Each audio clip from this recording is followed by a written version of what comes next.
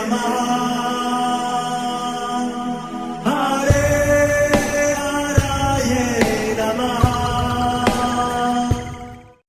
हरे कृष्णा। आज हम भगवत गीता अध्याय 14 श्लोक नंबर 17 सीखेंगे। चलिए शुरू करते हैं। सत्वात् संजायते ज्ञानम रजसो लोभ एव च प्रमाद मोहौ तमसो भवतो अज्ञानम एव च। अब हम इसे धीरे धीरे बोलकर समझते हैं। सत्वात् संजायते ज्ञानम रजसो लोभ एव च प्रमाद मोहौ तमसो भवतो अज्ञानम एव च। अब हम इसे फिर से गाते हैं। सत्वात् संजायते ज्ञानम रजसो लोभ एव च प्रमाद मोहौ तमसो भवतो अज्ञानम एव च। अब हम समझते हैं भगवान श्री कृष्ण इस श्लोक में हमें क्या बता रहे हैं।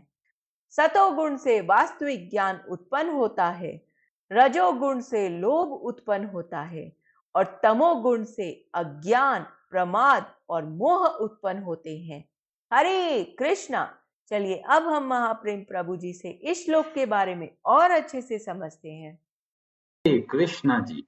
अब भगवान श्री कृष्ण ये 2 श्लोकों में ये तीनों गुणों का सब कुछ जो वाइंड अप है वह कर रहे हैं, क्योंकि श्लोक नंबर 18 के बाद में गुणों का जो प्रक्रम है वह समाप्त हो जाएगा।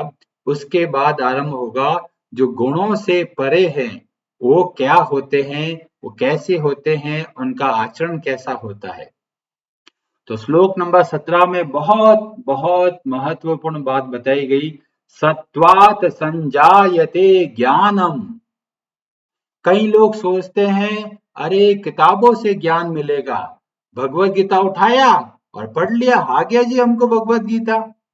कई लोग कहते हम तो उपनिषद पढ़ेंगे, उपनिषद पढ़ा आ गया ज्ञान। नहीं, ये अध्यात्म ज्ञान सामान्य ज्ञान की तरह नहीं है कि किताब खोला पढ़ लिया जी आ गया मेरे को सारा ज्ञान।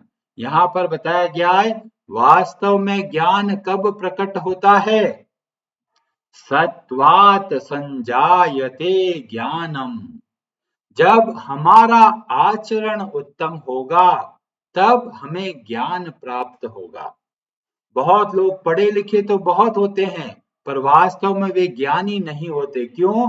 क्योंकि आचरण में नहीं है। कई लोग बोलते हैं जी भक्ति करते हो, हाँ जी बहुत भक्ति करते हैं हम। क्या भगवान की कितनी माला जप करते हो? जी वो नहीं करते। इसका मतलब भक्ति में गाड़ी शुरू ही नहीं हुई है। क्यों? क्योंकि हमें बताया गया सबसे पहले जो हमें लगाना है जीभ के द्वारा भगवान की सेवा करनी है, मतलब भगवान के नामों का जप करना है। जब भक्ति में आगे बढ़ना है तो हमें बताया गया श्रद्धा का भाव, उसके बाद में साधु संग, मतलब भगवान के जो कथाएं हैं उनको सुनना, भगवान के भक्तों के संग में, तो हो गया साधु संग। जब तीसरा स्तर पे पहुंचते हैं तब होता है भजन क्रिया।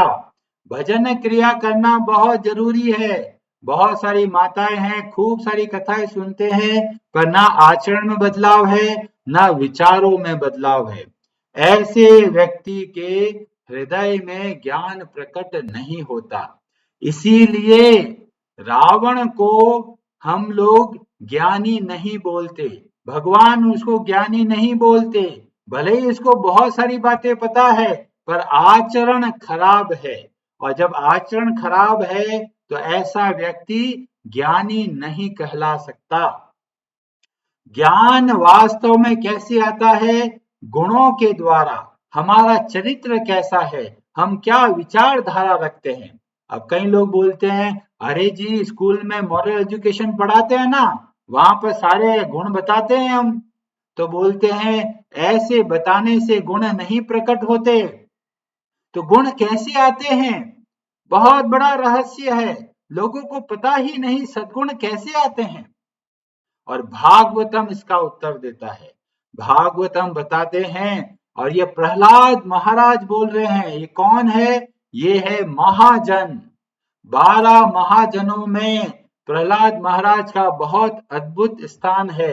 एक छोटी सी अवस्था में भगवान श्री हरि प्रकट हुए। उनके लिए ऐसे महान भक्त प्रहलाद क्या बताते हैं? भागवतम के 5वें स्कंद के अध्याय 18 श्लोक नंबर 12 में वर्णन मिलता है कि गुण आते कैसे हैं, सद्गुण कैसे आता है, चरित्र कैसे बनता है। तो बोला गया यस्यास्ति भक्तिर भगवत्य अकिंचना सर्वै गुणैस्तत्र समासते सुराः। जब कोई व्यक्ति भगवान श्री हरि की भक्ति करता है तो सारे देवताओं के दिव्य गुण उसमें प्रकट होने लगते हैं। सर्वै गुणैस्तत्र समासते सुराः। और कैसे गुण प्रकट होते हैं? देवताओं के जो गुण है वह प्रकट होने लगते हैं। किसमें? जो भगवान श्री हरि की भक्ति करता है।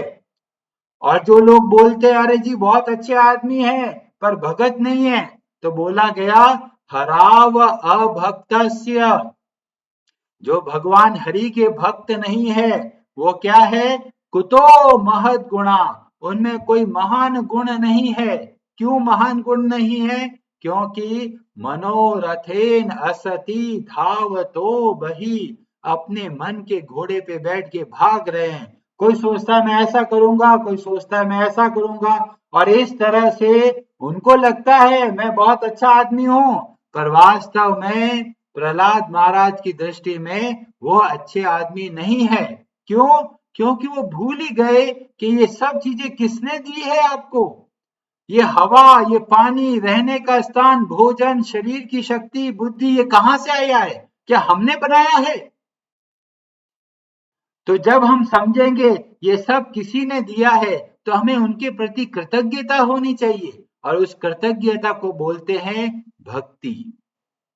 अगर हमारे मन में कृतज्ञता है कि हमारा जीवन चल रहा है तो हमें अवश्य भक्ति करनी है। कई लोग सोचते हैं अरे भक्ति करके क्या करेंगे, हम मेहनत करते हैं। अरे मेहनत करने की क्षमता कहां से आई है?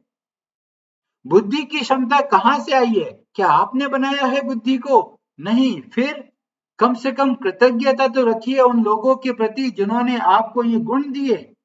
और इसीलिए प्रहलाद महाराज बहुत अच्छे से बताते हैं जो भक्ति करते हैं वास्तव में वे ही अच्छे व्यक्ति है, वे ही वास्तव में सतोगुणी है, वे ही वास्तव में सभी देवताओं के गुण है, और वे वास्तव में बहुत बड़े चरित्रवान है। और बाकी सब अपने मन के घोड़े पे बैठकर कभी इधर भागते हैं, कभी उधर भागते हैं। जहां पर घास दिखती है घोड़ा वहीं पर भागता है। ऐसे ही जहां पर हमें सुख भोग की वस्तु मिलती है वहीं पर हम भागते हैं। इसीलिए अगर आपको ज्ञान चाहिए तो आरंभ करें भक्ति से। कई लोग बोलते हैं जी पढ़े लिखे नहीं है, कोई चिंता नहीं है, आप अच्छे से भगवान के नामों का जप कीजिए, सब कुछ स्वतः ही प्रकट होने लगेगा। क्योंकि भगवान गारंटी देते हैं कि जो भगवान श्री हरि की भक्ति करते हैं तो भगवान उनके हृदय में विराजमान होकर ज्ञान का दीपक जलाते हैं और उससे ज्ञान प्राप्त होता है। बहुत सारे गुरु तरह तरह की बातें बोलते हैं पर भगवान की भक्ति करना नहीं सिखाते, तो ऐसे गुरु हमारे ज्यादा लाभ के नहीं है। क्योंकि अंदर का अंधकार रहेगा, और अंधकार है ये तमोगुण का निशानी है। तमा का मतलब होता है अंधकार, तमोगुण का मतलब हो गया जो व्यक्ति अंधकार में है। अब कई लोग बोलेंगे अरे प्रभु जी बहुत रोशनी आती है हमारे तो घर में, कैसे बोलते हो आप अंधकार है? अंधकार का मतलब है जब चीजें हमको समझ में नहीं आती, क्या सही है और क्या गलत।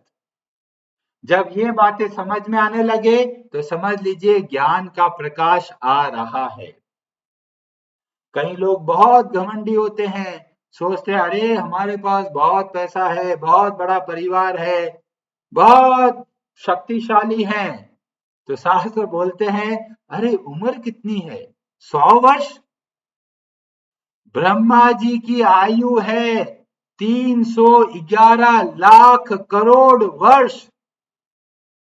जब ब्रह्मा जी हमको देखते हैं तो हमारा जीवन कितना है, एक पानी के बुलबुले की तरह है। पानी का बुलबुला आता है और चला जाता है, ऐसी हमारी आयु है।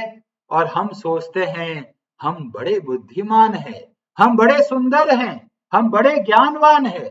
अरे हमारी औकात क्या है, इतना क्षणिक जीवन है। हम मच्छर को देखते हैं, अगले दिन बेचारे मच्छर मर जाते हैं। एक दिन 15 घंटे, 16 घंटे, 20 घंटे, 22 घंटे, बस इतना ही तो जीवन है। और हम सोचते हैं हमारा बहुत बड़ा जीवन है। ब्रह्मा जी देखते हैं, अरे कहाँ तुम्हारा 100 वर्ष, तो एक पलक झपकते ही 100 वर्ष बीत जाते हैं। तो कभी भी हमको घमंड नहीं करना है कि हमें बहुत ज्ञान है, हमारे पास बहुत शक्ति है। सदैव विनम्र रहिए, हे भगवान जो कुछ है आपकी कृपा से है। थोड़ा बहुत जो कुछ कार्य कर पाते हैं आपकी कृपा से कर पाते हैं। और इसीलिए सदैव हृदय में कृतज्ञता रखे। जो जो लोगों ने आपको भगवान की भक्ति सिखाई है उन सब के प्रति आपके मन में एक कृतज्ञता का भाव रहना चाहिए, क्योंकि भक्ति का मतलब ही है कृतज्ञता। अगर कृतज्ञता है तो आप भक्ति में आगे बढ़ सकते हैं। कृतज्ञता नहीं है तो बहुत लोग जप करते हैं पर भक्ति में आगे नहीं बढ़ पाते। भक्ति में आगे बढ़ने का मतलब है जब भजन क्रिया अच्छे से करते हैं तो होगा अनर्थ निवृत्ति, मतलब हमारा मन शुद्ध होने लगेगा। मन शुद्ध नहीं हो रहा है इसका मतलब भजन क्रिया अच्छे से नहीं कर रहे। और कुछ बातें हैं जो श्लोक में आपको बताना है, जो मैं आपको बताऊंगा कल। हरे कृष्ण। हरे हराये नमः।